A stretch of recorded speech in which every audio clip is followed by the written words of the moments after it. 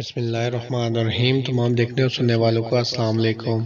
جی دادو ادھر آ میرا بچہ۔ نورے کو سینے سے لگائے نگار بیگم کچھ دیر ایسے ہی بیٹھی رہی۔ دادو میں نہا لوں؟ نورے نے جھجکتے ہوئے پوچھا۔ ہاں ہاں بیٹا جاؤ، ویسے بھی پسینے سے شرابور ہو رہی ہو، آ جاؤ تمہیں کپڑے نکال کے دیتی ہوں۔ نورے خاموشی سے دادو کے پیچھے چل دی۔ یہ لو یہ پہن لینا۔ نگار بیگم نے پیلے رنگ کا فراق الماری سے نکال کر نورے کی طرف بڑھایا، جسے خاموشی سے پکڑ کے نورے نہانے چلی گئی۔ نگار بیگم حیران سی اس کو تکتی رہ گئی۔ کیا ہوا اماں، ایسے کیوں کھڑی ہیں؟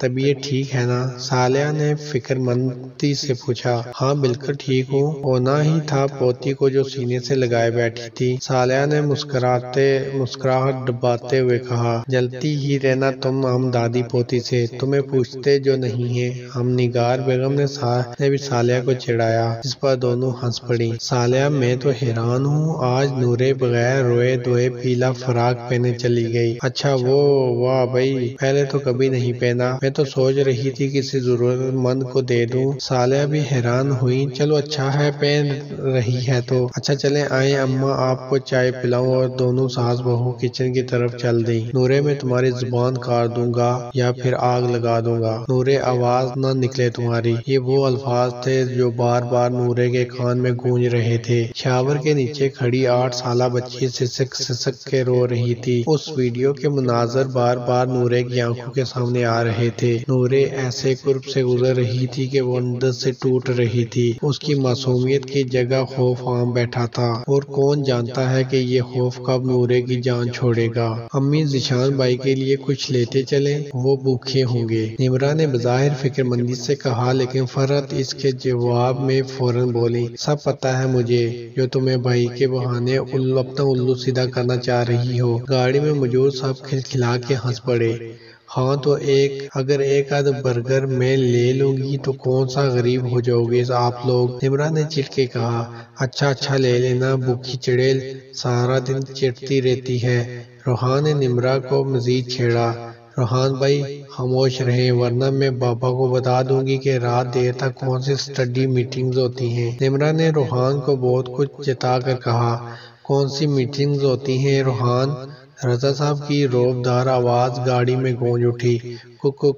کوئی نہیں بابا، یہ خواہ فساد ڈال رہی ہے بس، روحان نے خود کو کمپوز کرتے ہوئے کہا۔ روحان بھائی میں برگر کے ساتھ آئس کریم بھی کھاؤں گی، نمرا نے اطمینان سے کہا۔ نمرا کے اس انداز پہ نائلہ نے دل سے کہکا لگایا، اور روحان بس ان دونوں کو گور ہی سکا۔ ان سب کے گھر پہنچتے مغرب کی اذان ہو چکی تھی۔ میری نورے گل ایسا کیوں خاموش ہے؟ رافع صاحب مغرب کی نماز کے بعد اپنے کمرے سے نکلے تو نورے کو صحن میں خاموش بیٹھے پایا۔ ایسے ہی، نورے نے مختصر سا جواب دیا۔ تبھی بکے بھاگتا ہوا رافع صاحب اور نورے کے پاس آیا۔ بابا آپ ہی بولتی نہیں ہے، بکے نے بابا کو شکایت کی۔ تو آپ ہی سے بول لینا، رافع صاحب نے مسکراتے ہوئے کہا۔ بابا آپ ہی سنتی بھی نہیں، بکے نے پھر بابا کو شکایت لگائی۔ رافع صاحب نے جاندار کہکا لگایا۔ کھانا لگ گیا ہے، آ جائیں سب۔ کچن سے صالحہ کی آواز آئی۔ چلو بچوں آ جاؤ، پہلے کھانا کھائیں گے اور پھر آئس کریم۔ بابا میں بھی نا؟ بکے نے تصدیق چاہی۔ جی آپ بھی اور آپ ہی بھی، رافع صاحب مسکرائے۔ نورے کیا کھیر رہی ہے؟ آپ ٹھیک سے کھانا کھائیں بیٹا۔ نورے کو مسلسل پلیٹ میں چمچ ہلاتے دیکھ کر رافع صاحب بولے، لیکن نورے جوں کہ تم اپنے خیالات میں گم رہی۔ نورے آپ کے صالح نے ذرا اونچے آواز میں پکارا۔ جی ماما، طبیعت ٹھیک ہے نا آپ کی؟ جی ماما۔ نورے نے سر کو مزید جھکا لیا۔ ادھر آؤ میں کھلاؤں اپنے ہاتھوں سے۔ دادو نے پیار سے نورے کی طرف چاول کا چمچ بڑھایا، جسے نورے نے کھا لیا۔ بابا آئس کریم، بکے نے یاد دہانی کرائی۔ تو آؤ چلیں پھر، رافع صاحب نے مسکرا کے بکے کا ننھا ہاتھ اپنے ہاتھ میں لے لیا۔ آ جاؤ نورے آپ بھی۔ نہیں بابا میں نے نہیں جانا، نورے نے آہستہ سے کہا۔ مگر کیوں؟ رافع صاحب نے سوال کیا۔ آپ دونوں جائیں، نورے میرے ساتھ بیٹھی ہے۔ صالحہ نے جانچتی نظروں سے نورے کو دیکھتے ہوئے رافع صاحب کو ٹالا۔ بابا مجھے اٹھا لو نا، رافع صاحب جانے کے لیے مڑے تو بکے نے جو حکم جاری کیا، آ جاؤ بھائی آ جاؤ۔ رافع صاحب نے بکے کو گود میں اٹھایا اور باہر نکل گئے۔ نورے ادھر آ جائے۔ رافع صاحب کے جاتے ہی صالحہ نے نور کو فکر مندی سے بلایا۔ جی نورے، کسی نے کچھ کہا ہے آپ کو؟ نہیں ماما۔ نورے، آپ اس طرح اٹک اٹک کے کیوں بول رہی ہیں؟ کچھ نہیں ماما، بس سر میں درد ہے۔ ارے پہلے کیوں نہیں بتایا میری جان؟ آؤ میں دیکھوں کوئی درد کا صرف ہے تو پلاؤں۔ ذیشان بھائی دیکھیں میں آپ کے لیے کیا لائی ہوں۔ گھر میں داخل ہوتے ہی نمرہ نے زور و شور سے پکارا۔ شادی ہال سے چمچے اور شیشے کے گلاس پرس میں ڈال آئی ہے چورنی۔ روحان نے فوراً کہا، کیا واقعی؟ ذیشان نے حیرانی سے کہا، کتنے بدتمیز ہیں آپ دونوں۔ نمرہ نے افسردگی اور غصے سے کہا، جس پر یہ دونوں بھائی خوب ہنسے۔ جا رہی ہوں میں اور ناراض ہوں میں آپ دونوں سے، میرے پیچھے مت آنا۔ نمرہ نے منہ پھولائے کمرے میں چلی گئی۔ کیوں تنگ کرتے ہیں تم دونوں اس کو؟ نیلا نے روحان اور ذیشان کو ڈانٹا۔ ارے آپ ہی مذاق کر رہے تھے، وہ بھی تو بات بات پہ چڑ جاتی ہے۔ روحان نے دہائی دی۔ آہ! اچانک نمرہ کی چیخنے کی آواز آئی۔ چیخ سنتے ہی سب کمرے کی طرف دوڑے۔ کیا ہوا نمرہ؟ روحان نمرہ کو دیکھ کر گھبرا گیا، جو زمین پہ بیٹھی پوری طرح رو رہی تھی۔ نمرہ دکھاؤ مجھے کیا ہوا ہے۔ روحان نے نمرہ کا ہاتھ ہٹایا جس سے وہ پاؤں پکڑ کے بیٹھی رو رہی تھی۔ یہ شیشے کے ٹکڑے یہاں کس نے پھینکے ہیں؟ روحان نے چلا کر کہا۔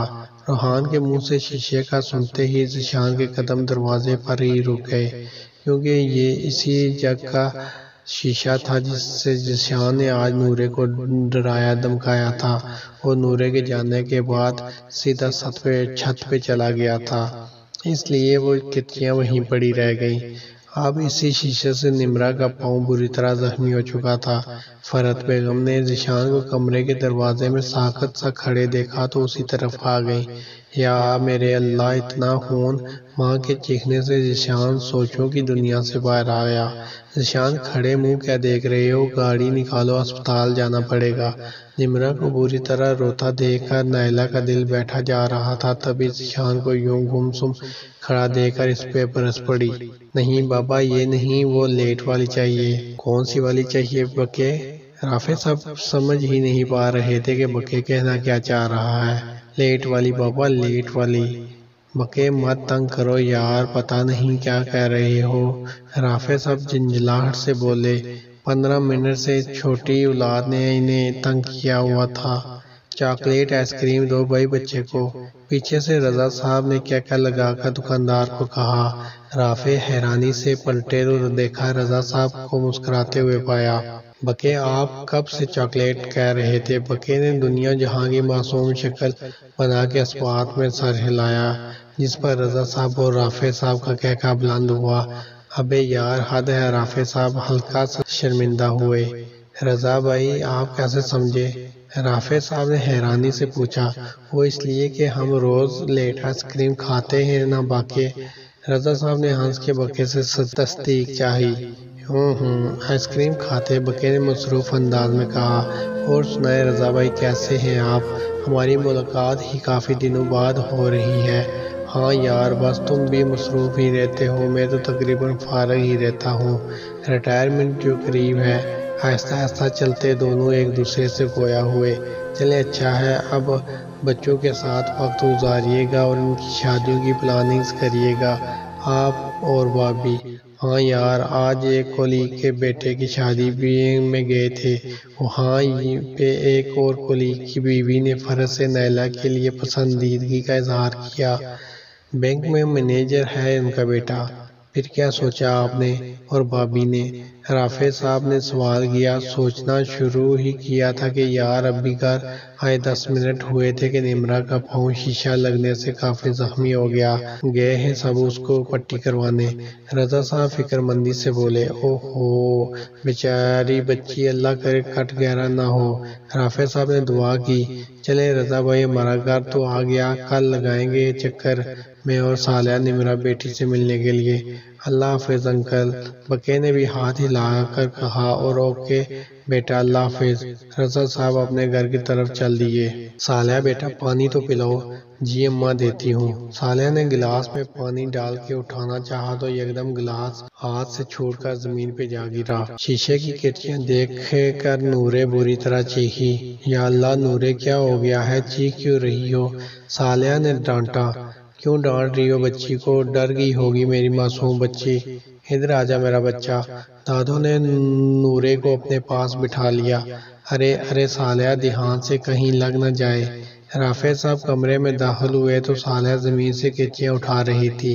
صالحہ نے جواب دیا، اچھا سنو، کل ذرا فرت بھابی کے گھر چکر لگا لینا۔ صالحہ، بھلا کیوں جائے صالحہ وہاں؟ اماں نے بیزاری سے سوال کیا۔ اصل میں اماں رضا صاحب ملے تھے ابھی، بتا رہے تھے کہ نمرہ کو آج کہاں چلا گیا ہے، پاؤں بری طرح زخمی ہے بیچاری کا۔ رافع صاحب نے اماں کو تفصیلاً بتایا۔ اچھا چلی جاؤ گی؟ صالحہ نے جواب دیا۔ نورے اس شیشے سے میں تمہاری زبان کاٹ دوں گا، شیشے سے زبان کاٹ دوں گا۔ بار بار یہ الفاظ نورے کے کانوں میں گونج رہے تھے اور نظریں زمین پہ جمی ہوئی تھیں جہاں کچھ دیر پہلے صالحہ سے گلاس گرا تھا۔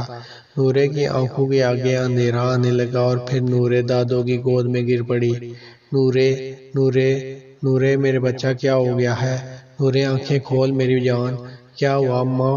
پتہ نہیں رافع بیٹا بیٹھے بیٹھے میری گود میں گر پڑی۔ نورے ہوش میں آؤ بیٹا۔ نورے کیا ہوا ہے بچے؟ رافع صاحب گھبرا کے نورے کو پکارنے لگے۔ صالحہ پانی لاؤ جلدی۔ رافع صاحب چلا اٹھے۔ آ رہی ہوں، کانچ پھینکنے گئی تھی۔ اسے کیا ہوا ہے؟ نورے اٹھو بیٹا۔ صالحہ گھبرا کے رونے لگی۔ اتنے میں رافع صاحب پانی لائے اور نورے کے منہ پہ چھینٹے مارے مگر بے سود۔ رافع بیٹا اس کو ہوش نہیں آ رہا، اماں نے روتے ہوئے کہا۔ اماں آپ بکے کو سنبھالیں، میں اس کو اسپتال لے کے جاتے ہیں۔ صالحہ اس کو باہر لے کے آؤ، میں گاڑی نکالتا ہوں۔ رافع صاحب اماں اور صالحہ سے ایک ساتھ مخاطب ہوئے باہر کی طرف نکل گئے۔ آجو نمرہ، شاباش۔ روحان نے نمرہ کو ہاتھ سے پکڑ کر گاڑی سے باہر نکالا۔ دھیان سے نکلو گاڑی سے بیٹا۔ نمرہ کو تیزی سے نکلتا دیکھ کر فرت بیگم پریشانی سے بولی، امی ٹھیک ہوں میں۔ کہاں ٹھیک ہو بیٹا، پورے 60 ٹانکے لگے ہیں۔ فرت بیگم نے روتے ہوئے کہا۔ امی روئے تو مت، نائلہ نے منت بھرے لہجے میں کہا۔ آپ ہی نمرہ کا ہاتھ پکڑیں۔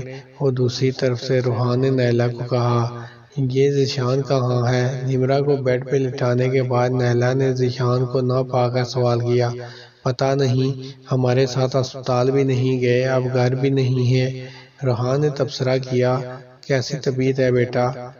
رضا صاحب کمرے میں داخل ہوئے تو نمرہ کے پاؤں کو پٹیوں میں قید دیکھا۔ ٹھیک ہوں ابو، نمرہ نے نکاحت زدہ لہجے میں کہا۔ کہاں ٹھیک ہو، 60 ٹانکے لگے ہیں۔ رضا صاحب اور ڈاکٹر نے پورے 3 ہفتے بیڈ سے اترنے سے بھی منع کیا ہے۔ فرت نے میاں کو تفصیل بتائی۔ اچھا خیر ہے فرت، اللہ بھی تو اپنے بندوں کو ہی آزماتا ہے، اور اب کہتا ہے کہ میرے بندے کو ایک کانٹا بھی چبھے تو میں اس کے بدلے اپنے بندے کے گناہ معاف کرتا ہوں، اور اگر تکلیفیں نہ آئیں تو ہم غافل لوگ اپنے رب کو بھول ہی جائیں۔ رضا صاحب نے بیوی کو سمجھایا۔ جی صحیح کہا۔ فرت اور باقی سب نے اثبات میں سر ہلایا۔ اوے ذیشان کہاں تھے تم؟ ذیشان گھر میں داخل ہوا تو نائلہ نے فوراً سوال کیا۔ مسجد گیا تھا نمرہ کی صحتیابی کے لیے نفل پڑھنے۔ اچھا سنو، یہ جگ کیسے ٹوٹا؟ نائلہ نے تفتیشی انداز میں پوچھا۔ جگ؟ کون سا جگ؟ ذیشان کے چہرے کی ہوائیاں اڑ گئیں۔ اپنی قیمتی رائے کا اظہار کمنٹ باکس میں ضرور دیجیے گا۔ ملتے ہیں اگلی ایپیسوڈ کے ساتھ، تب تک کے لیے اللہ حافظ۔